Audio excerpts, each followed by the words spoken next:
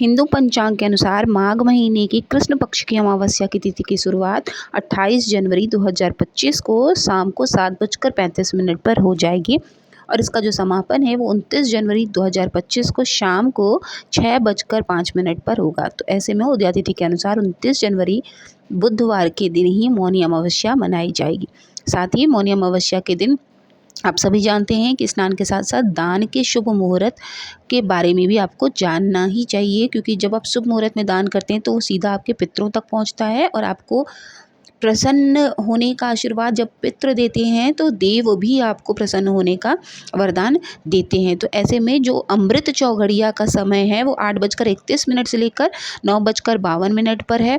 शुभ चौघड़िया सुबह 11:13 से 12:34 तक रहेगी। इसके अलावा 29 जनवरी को सुबह अमावस्या तिथि के दिन स्नान का जो सबसे उत्तम मुहूर्त है वो सुबह 5:30 से लेकर 6:22 तक का ही है। तो ऐसे में आप अगर जा रहे हैं नहाने तो इतने में ही नहा लीजिएगा, नहीं तो घर पे भी आप इसी तरह से काली तिल और गंगा जल डालकर नहा लीजिएगा। ऐसा करने से आपको घर में ही कुंभ नहाने का पूरा फल मिलेगा। और जो लोग भाई महाकुंभ में हैं उन्हें तो चीज़ें पता ही होंगी कि किस समय उचित है नहाना। इसके अलावा इस समय आप जान रहे हैं कि उत्तर प्रदेश के प्रयागराज में 144 साल के बाद महाकुंभ भी लगा हुआ है। ऐसे में मौनी अमावस्या के दिन महाकुंभ में स्नान करके आप सभी पापों कष्टों से मुक्ति पा सकते हैं। साथ ही मौनी अमावस्या पर इस बार मकर राशि में एक साथ सूर्य, बुध और चंद्रमा विराजमान होकर त्रिवेणी योग भी बनाएंगे। इसी के साथ इन सभी पर गुरु की नवम दृष्टि भी रहने वाली है और शुक्र का मीन राशि में होने से मालव्य राजयोग भी बना रहेगा। इसके अलावा श्रवण नक्षत्र का संयोग भी रहने वाला है। साथ ही शश राजयोग भी रहेगा और बुद्धादित्य राजयोग भी रहेगा। ऐसे में अमावस्या का महत्व और भी बढ़ जाता है, क्योंकि जितने भी ग्रह हैं वो सभी शुभता का ही संकेत दे रहे हैं। और दिन भी जब आपका बुधवार पड़ रहा है तो आप सब जानते हैं कि प्रथम पूजनीय श्री गणेश जी बुद्धि और शुभ दोनों के ही प्रतीक हैं। तो आप ऐसी चीज़ों का दान करें जिससे कि आपको पूरा लाभ मिले। मौनी अमावस्या का पितृ आपसे प्रसन्न हो, कुलदेवी का स्मरण करें, अपने देवी देवता का नित्य पूजा जैसा आप करते हैं वैसा करें, लेकिन भूल कर भी कोई ऐसी चीज़ ना करें, ऐसी चीज़ खाने में ना खाएं जिससे कि आपके पितृ आपसे नाराज़ हो जाएं, क्योंकि जो अमावस्या का दिन होता है वो पूरी रूप से पितरों को ही समर्पित होता है।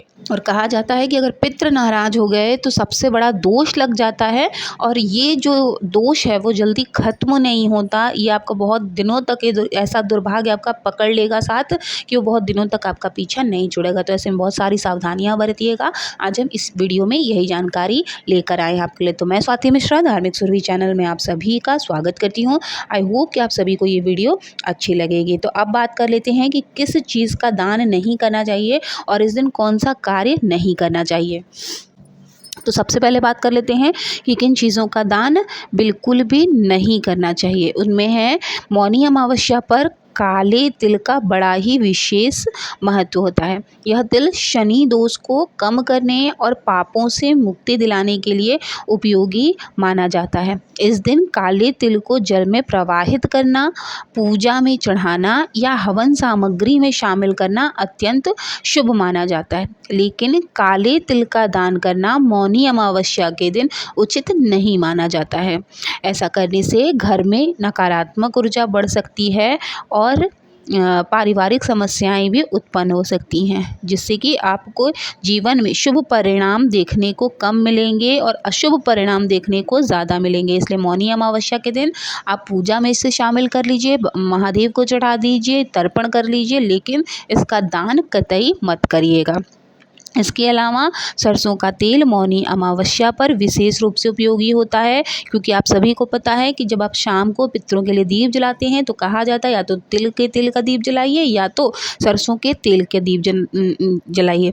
बुरी नज़र से बचने के लिए भी इसे महत्वपूर्ण माना जाता है। ऐसे में मौनी अमावस्या के दिन सरसों के तेल का दीप जलाना, इसे शनि देव की मूर्ति पर अर्पित करना या गरीबों को भोजन में इस्तेमाल कराना शुभ होता है। लेकिन मौनी अमावस्या के दिन सरसों के तेल का दान करने से बचना चाहिए, क्योंकि माना जाता है कि सरसों का तेल नकारात्मक शक्तियों को दूर करने में सहायक होता है और इसका दान करने से व्यक्ति की सुरक्षा ढाल कमज़ोर हो सकती है। इसके अलावा इसका दान करने से जीवन में आर्थिक तंगी से संबंधित समस्याएं भी बढ़ जाती हैं। इसलिए सरसों के तेल का उपयोग केवल पूजा पाठ से ही संबंधित करें, वो भी पितरों के लिए ही आप जब दीप जलाएंगे या फिर शनि देव के लिए दीप जलाएंगे तो उसमें, जिससे कि आपके जीवन में सकारात्मक ऊर्जा हमेशा बनी रहे।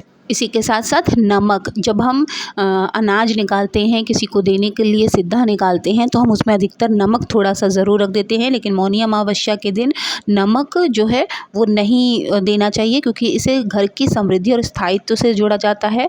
नमक न केवल भोजन का आवश्यक हिस्सा है, बल्कि इसका संबंध आर्थिक स्थिति और पारिवारिक सुख शांति से भी है। ऐसे में मौनी अमावस्या के दिन नमक का दान करने से आपके घर की आर्थिक स्थिति बहुत कमज़ोर हो जाएगी और आपको पता भी नहीं चलेगा कि कब आपके घर में, आपके हाथ में पैसा आएगा, लेकिन वो तुरंत चला जाएगा। क्यों? क्योंकि आप नमक जो है वो आप उसको, जो आवश्यक हिस्सा है आपके रसोई घर का, उसे ही आप मौनी अमावस्या के दिन दान अगर दे देंगे तो इसके बजाय आप कोई किसी को वस्त्र दे दीजिए या फिर दक्षिणा दे दीजिए नमक के स्थान पर, मतलब एज अ सब्सटीट्यूट। लेकिन नमक को आप कभी भी मौनी अमावस्या वाले दिन दान ना करें।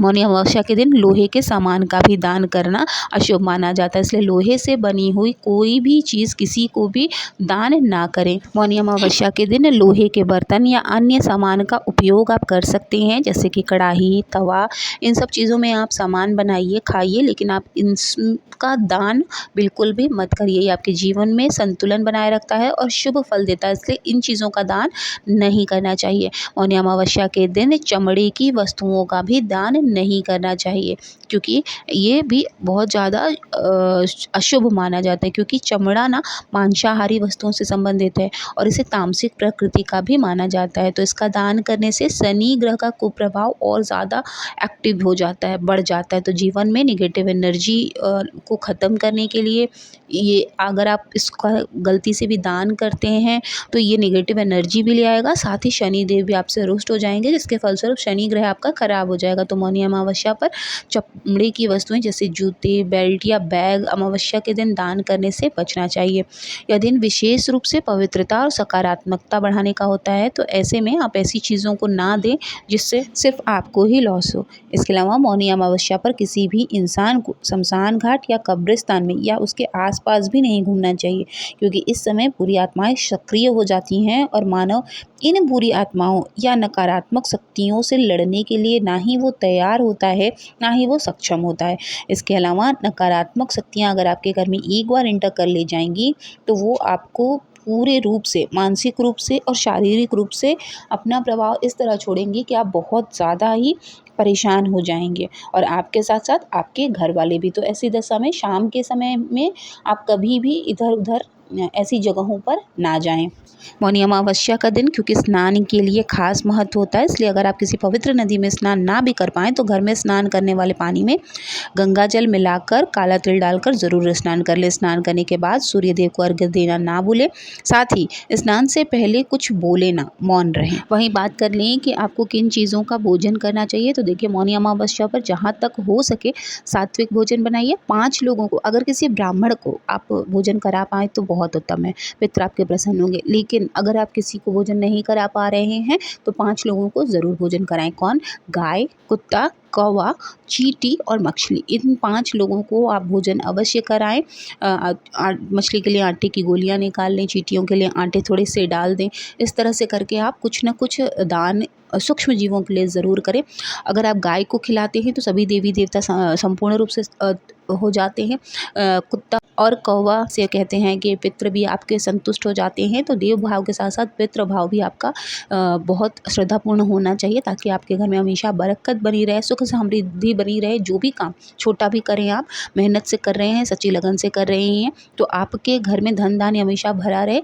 बहुत आपकी लग्जीरियस लाइफ ना हो, लेकिन इतनी भी ना हो कि किसी के आगे आपको हाथ फैलाना पड़े।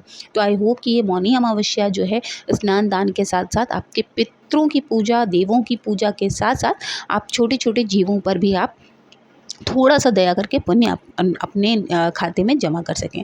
तो आई होप कि आप सभी के लिए वीडियो बहुत यूज़फुल रही होगी। वीडियो अगर आपको ज़रा भी अच्छी लगी हो तो प्लीज़ चैनल को ज़रूर सब्सक्राइब कर लीजिएगा।